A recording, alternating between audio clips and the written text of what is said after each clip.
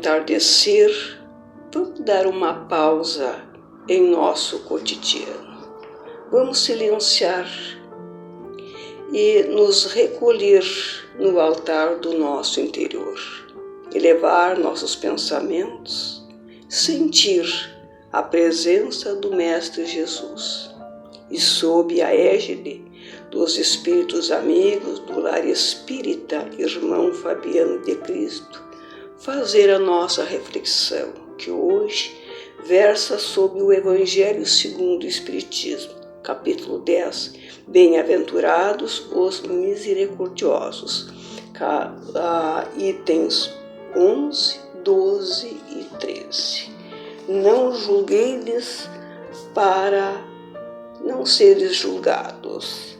Aquele que estiver sem pecado, que atire a primeira pedra. No item 11, não julgueis, pois para não serdes julgados, porque com o juízo que julgardes os outros, sereis julgados, e com a medida com que medirdes, vos medirão também a vós. Mateus, capítulo 7, versículos 1 e 2. E no item 12, então lhe trouxeram os escribas e os fariseus uma mulher que fora apanhada em adultério, e a puseram no meio, e lhe disseram: Mestre, esta mulher foi agora mesmo apanhada em adultério, e Moisés na lei mandou apedrejar a estas tais. Qual é a vossa opinião sobre isso? Diziam, pois, os judeus, tentando-o para o poderem acusar. Jesus, porém, abaixando-se, pôs-se a escrever com o dedo na terra.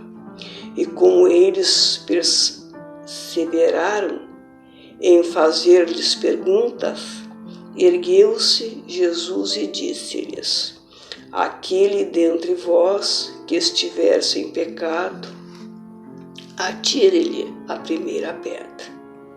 E, tornando a baixar-se, escrevia na terra. Mas eles, ouvindo-o, foram saindo um a um, sendo os mais velhos os primeiros.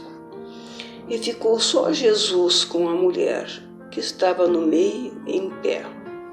Então, erguendo-se, Jesus lhe disse: Mulher, onde estão os que te acusavam?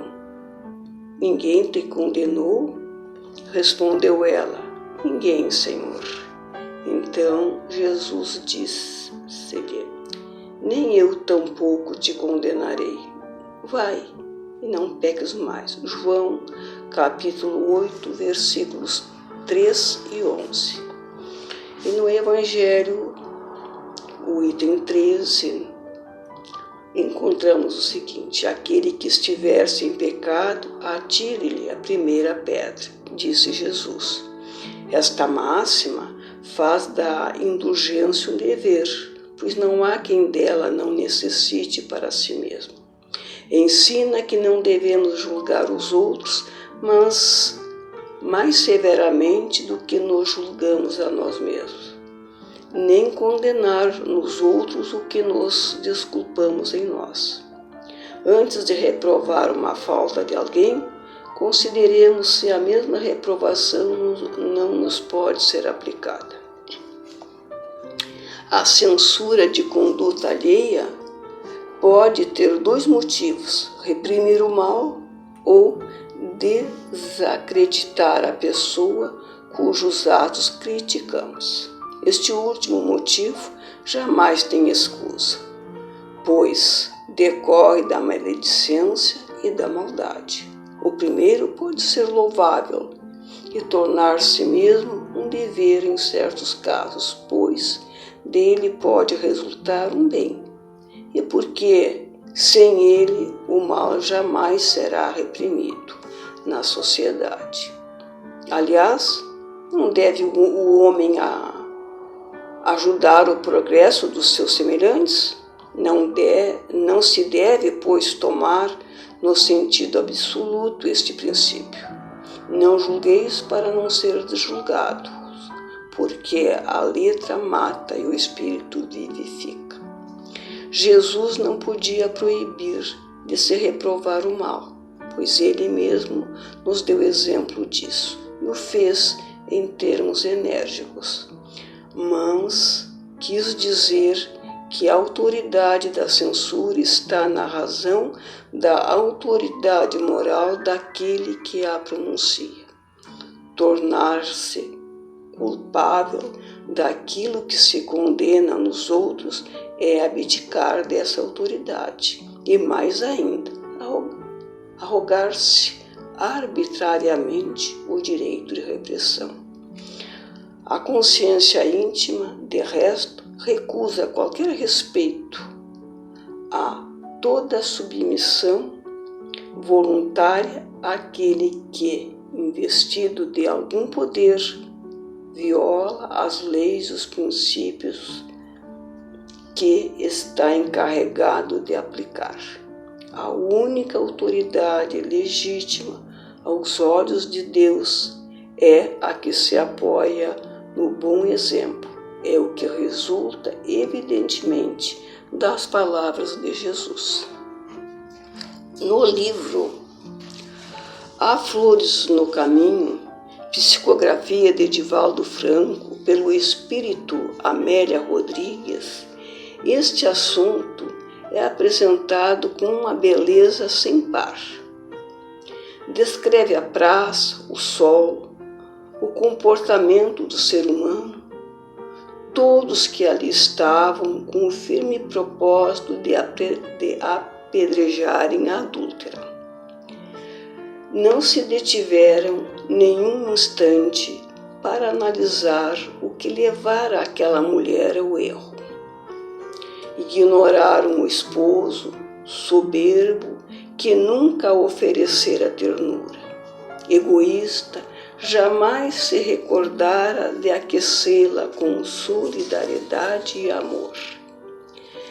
Transitava ela a seu lado mais escrava do que companheira, enquanto lhe eram negados entendimento e amizade.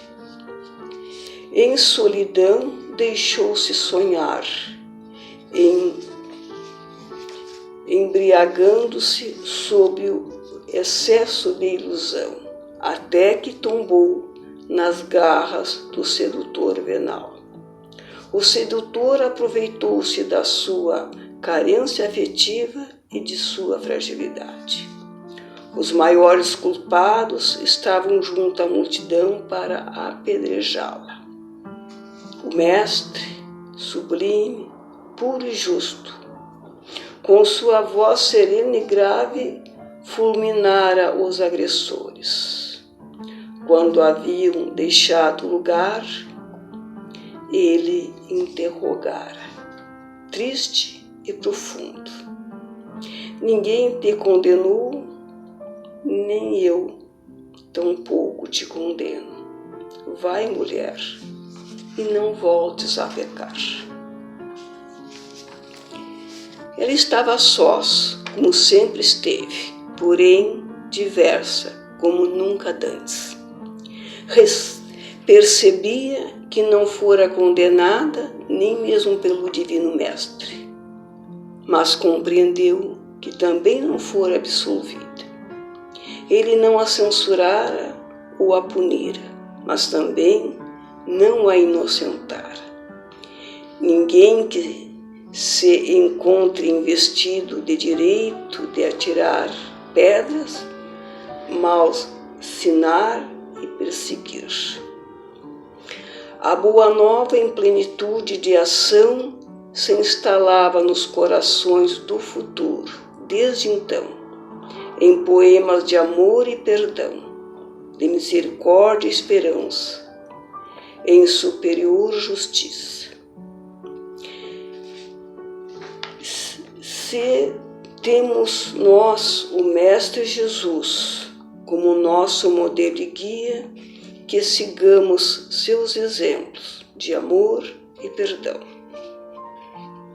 Rogamos à Mãe Santíssima que nos envolva e nos acalente em seu sublime manto, sob o olhar meigo e doce do seu amado Filho, nosso querido irmão mais velho Jesus Cristo. Que assim possa ser.